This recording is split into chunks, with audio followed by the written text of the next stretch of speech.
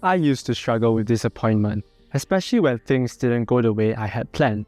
When I received my PSLE results, I felt discouraged that I didn't achieve the score I was aiming for, a PSLE score of 17. At that point, it honestly felt like a setback. But instead of letting that define me, it became my turning point. I made a decision.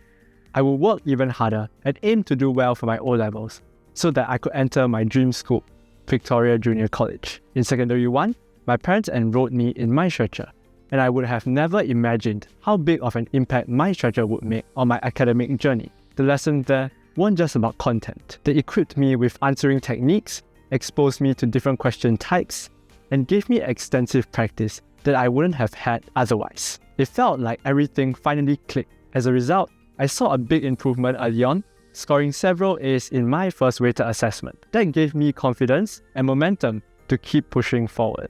By the time I had reached Secondary 4, I had built consistency in both my effort and performance. When I received my prelim results, a raw score of 7, I felt proud, but also motivated to maintain that standard for the actual O-Levels. Eventually, I achieved the same raw score of 7 for my O-Levels and managed to enter VJC, which was incredibly fulfilling. Looking back, my results didn't improve overnight.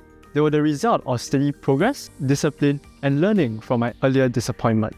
What helped me the most throughout this journey was the strong support system around me. My parents were always there, constantly encouraging me and checking in on my progress. My stretcher teachers, my chemistry teacher, Teacher Rohaya, my physics teachers, Teacher James and Teacher Kadir, and my additional mathematics teacher, Teacher Raymond, guided me patiently and pushed me to do better.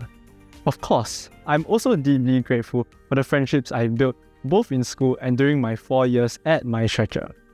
They made the journey not just bearable, but truly enjoyable. One piece of advice that really stuck with me is that your starting point does not determine your ending. What matters more is your mindset and your willingness to improve. This entire experience has shaped me into someone more resilient and disciplined. It taught me how to bounce back from setbacks and stay focused on long-term goals. If I had to describe my O-level journey in one word, it would be fulfilling.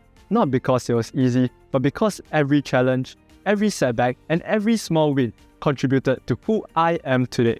So to anyone facing difficulties right now, don't let one result define you.